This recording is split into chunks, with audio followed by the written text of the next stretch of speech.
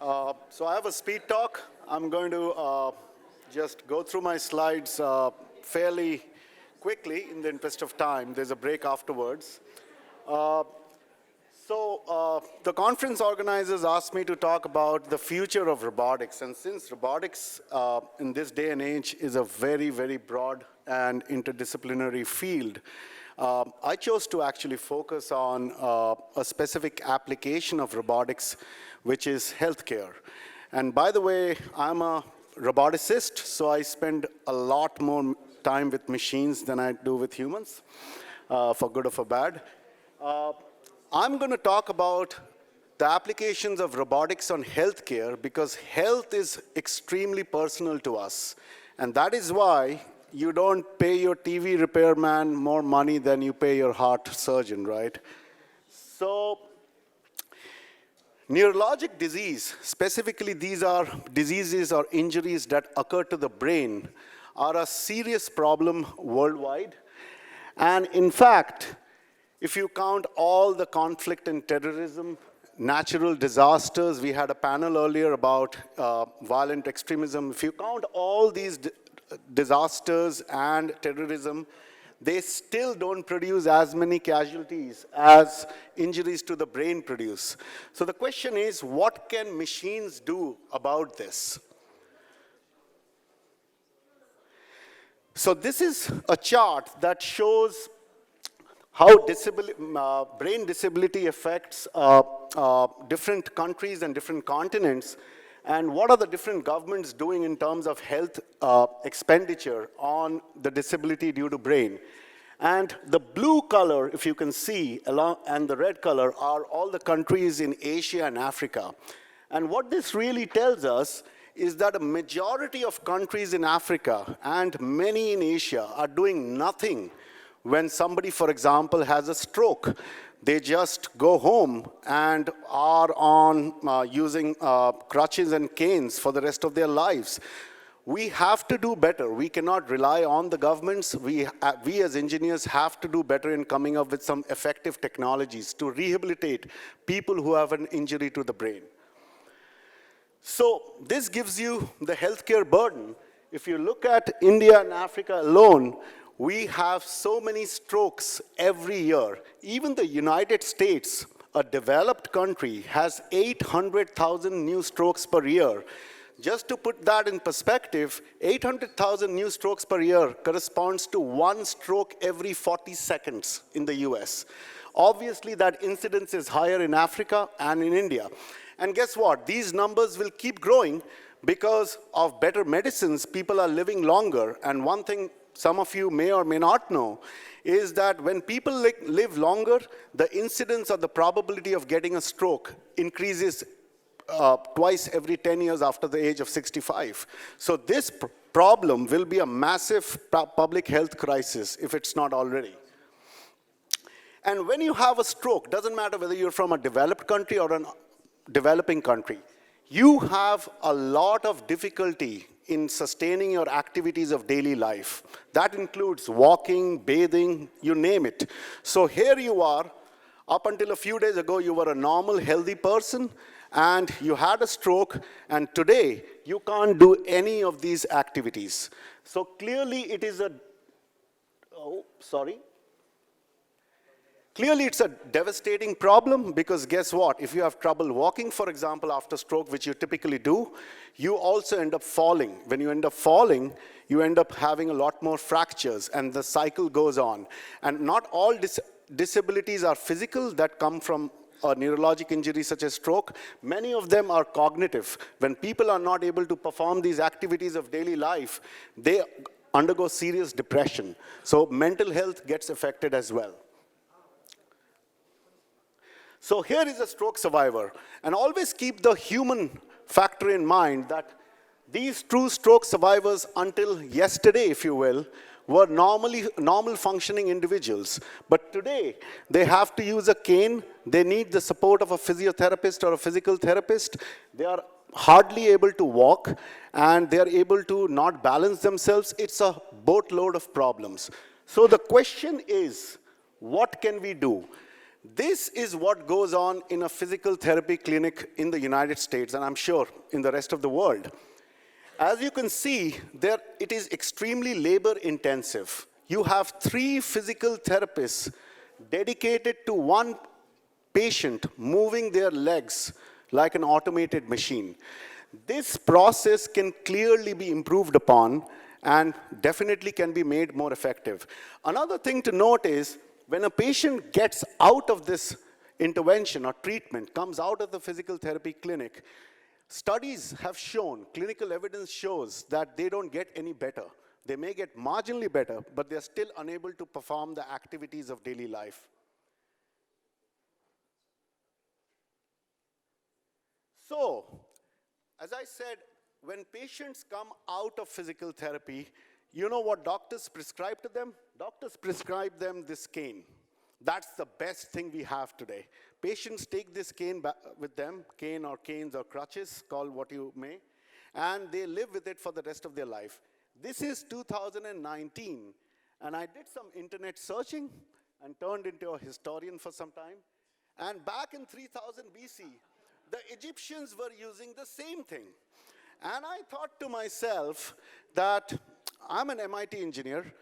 In 3,000 years or more, we have not been able to improve upon this technology. So we have put a man on the moon 50 years ago. We have put unmanned robots on Mars, but we have not been able to rehabilitate walking for man on Earth. So that needs to change. So let's see how robots can help us. So there are some commercially available robots that train walking in some sense. You can see these videos on the slide. And what these robots do is, they're what are known as continuous passive machines. They will take over your legs and move them over and over and over again in a pre-programmed pattern that's been fed into the computer. So the problem with these machines is that they're not clinically successful.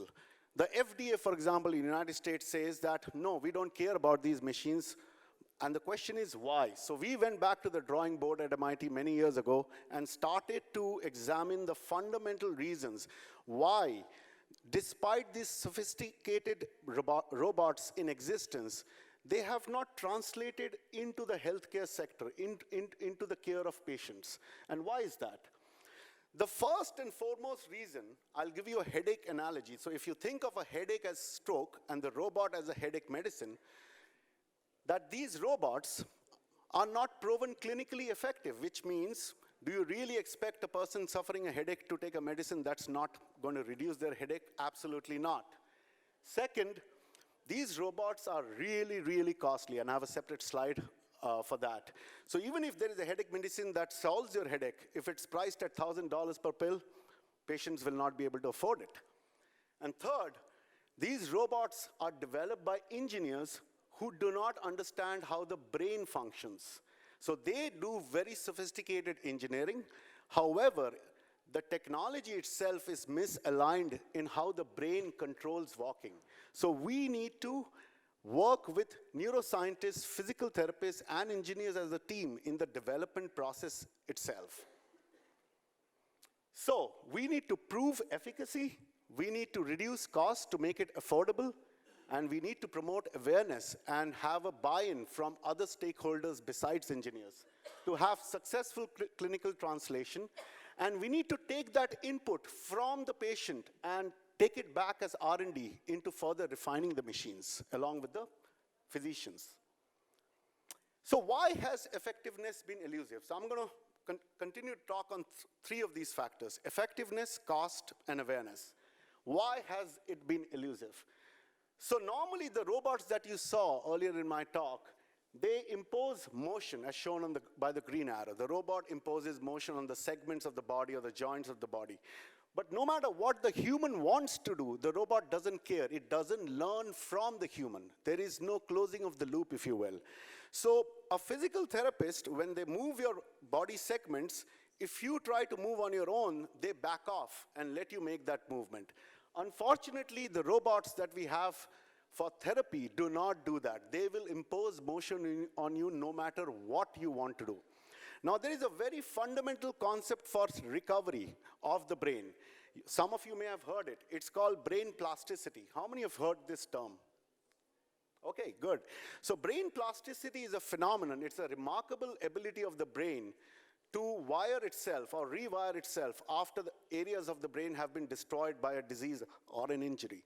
So you can regain function, but for brain plasticity to occur, you need a couple of things to happen. The first thing is you need to practice a task that you're trying to learn or relearn over and over again. You've heard the old adage, practice makes perfect. The second thing that needs to happen is that practice that you do for a task over and over again needs to be autonomous. It needs to be done by the human, not the machine. The machine can only assist as and when needed, but should not impose motion over and over again. Human must be allowed to practice a task. The third thing is you must practice a task that you're trying to learn. So if I'm trying to learn the task of reaching and I practice the task of kicking, it's not going to help me. I'm sorry. So these robots that do not take into consideration how the human is recovering, allowing the human to voluntarily practice tasks, guess what happens? You have a child that underwent robotic therapy and she fell asleep. So you don't need to know much about brain plasticity, but you will appreciate that if you fall asleep, clearly the brain is not learning anything, right? So this is a child with cerebral palsy, and this is one of the commercially available robots you saw in my previous slide. It imposes the walking pattern on this slide over and over again without caring about what the child wants to do. And as a result of no interaction control, this child did not learn anything when she stepped off the robot. What are the lessons learned? Make the robot's brain the controller such that it leverages brain plasticity. Make robots technologies such that when the human is able to perform the task, the robot should kind of disappear and not get in the way, all right? And incorporate machine learning. So robot remembers what the human is doing and facilitates that recovery through some basic concepts of machine learning. And of course, robots, unlike autonomous robots, at most if the Mars rover goes and crashes on a rock, NASA loses a lot of money. But if this robot does something really bad, this child can get injured. So robots, above all in the field of rehabilitation robotics, have to be gentle and safe. But effectiveness is not everything. Let's say that robot was effective. It was kind of in an assist as needed mode, where it was learning from the human, allowing the child to do a lot. What if this robot was really expensive? These are the two of the commercially most expensive and widely adopted robots in the world for therapy. The first one is known as the MIT Manus. It's used to rehabilitate reaching function that you lose after stroke. The second one is the Locomat. It's used to drive your legs over and over again, hoping and falsely hoping that you'll walk. But when I looked at the price of these robots, I had an idea. Just to give you a sense of how costly these two machines are, one per unit, I looked at real estate in Tangier and Casablanca. And it turns out that if you buy these two robots, you'll have to sell those two houses in Tangier, all right? That's assuming you have those two houses, right? I mean, how many patients, forget about low to middle income countries, even in the United States, Western Europe, how many patients can afford these robots? So effectiveness is not everything for healthcare robotics. What are the lessons learned? We know we have made a lot of advances in 3D printing, additive manufacturing. Those are low-cost techniques, low-cost materials. Use these materials in robots. That's not only low cost, but they can be translated into low to middle income countries, including India, including continent of Africa. And use a business to business model versus a business to customer. These companies are trying to sell one device which is exorbitant to a single customer. Instead, change the model where you sell a device, make it less costly, and sell it to a clinic instead, and have the patients converge to clinic for their physiotherapy care. Do not try to sell it to a consumer, because you will not be able to get the cost of these machines below a certain amount. That'll never happen. Okay? So in 2005, I was a postdoc at MIT, and we took these challenges head on, and we came up with a bottom-up approach to address each of these issues. We developed an ankle robot that provides assistance to the ankle joint after stroke, after Parkinson's, after multiple sclerosis, and a host of neurologic injuries. And the ankle is important because that is the part of your body that interfaces with the ground. That is what helps you walk.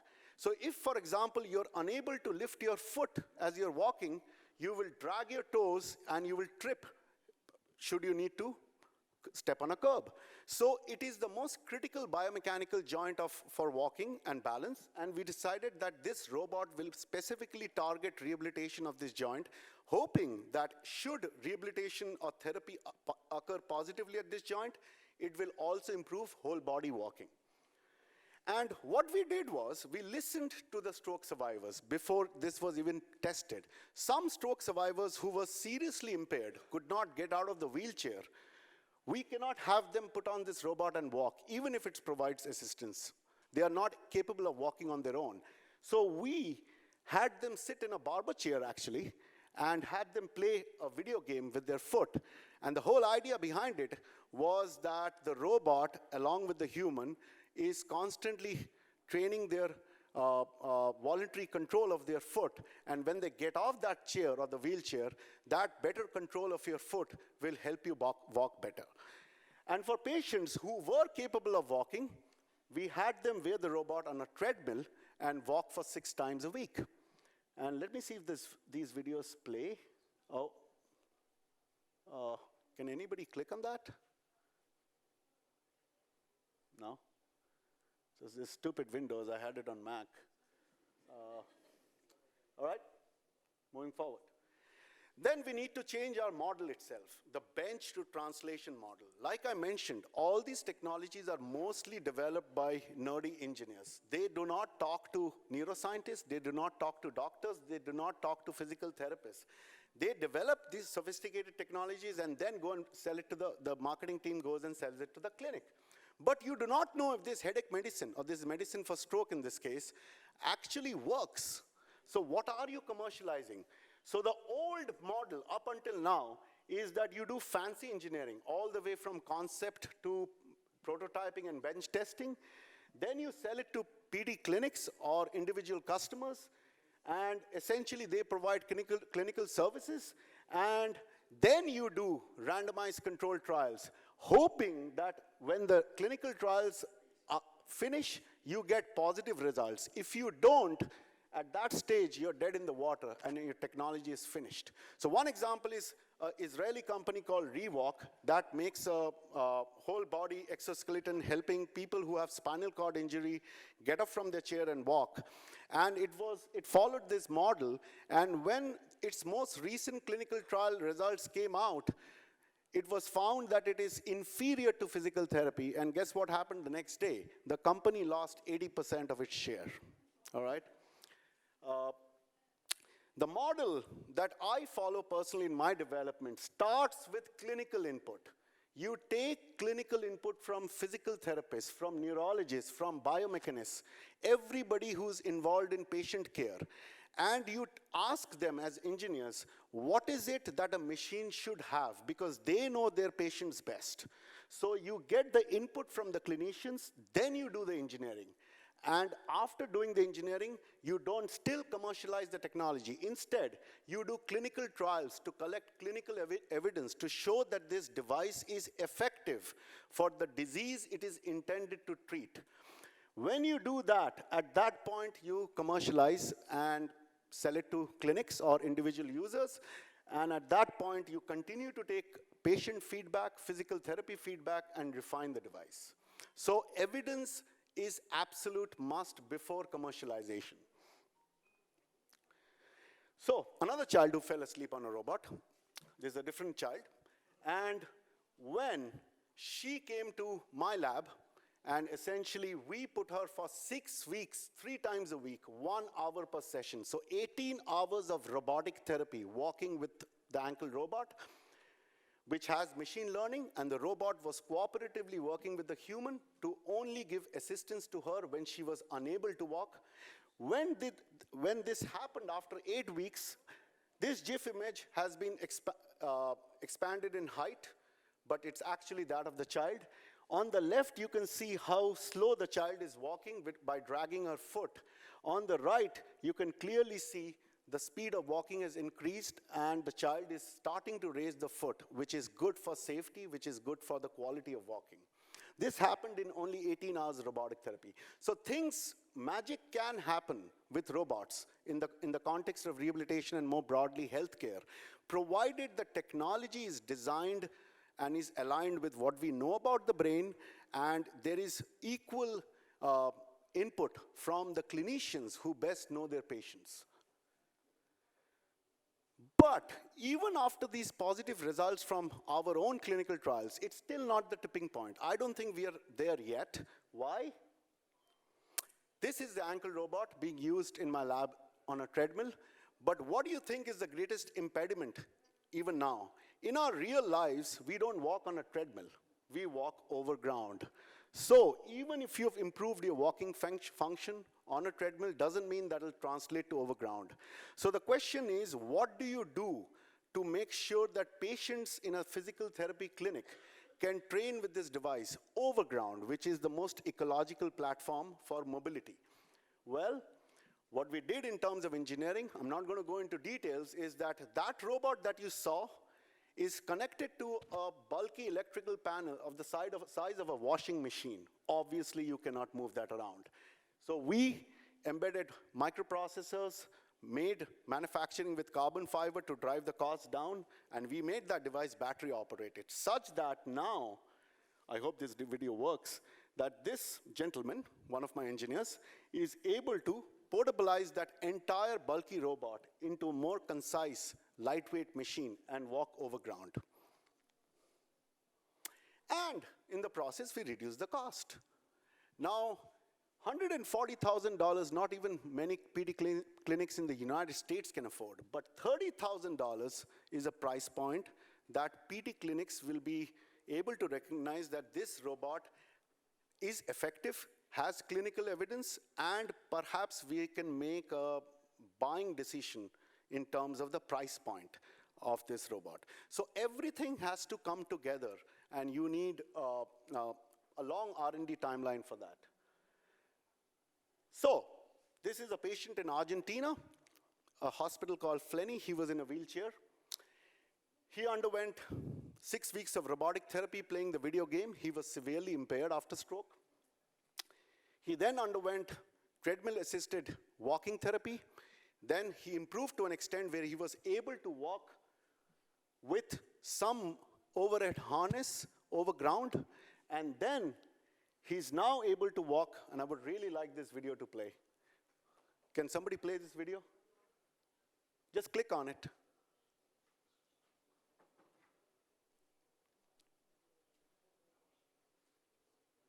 No? Oh, there you are.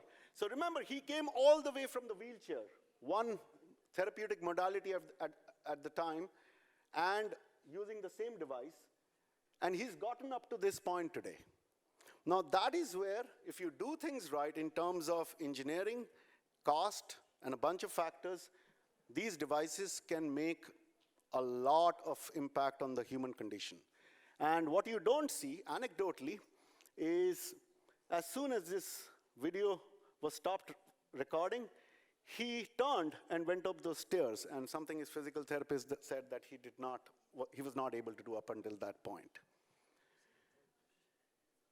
And this is like fresh off the press. This morning only, I had some engineering friends email me this robot, these videos. Let me see, can this play? And this is my last slide.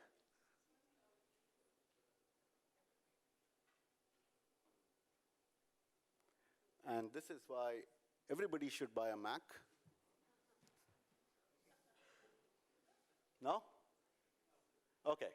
I can show you these videos to anybody who's interested afterwards. So I can't even go forward now. Can I go forward? It's done? Okay. For some reason, my last slide is not appearing. So I have two take-home messages. First, develop robotics for healthcare, taking into account that you must prove its effectiveness before you commercialize and disseminate it to patients. None of us, God forbid if we ever have a stroke, would want to be on a machine that has not been proven to be effective.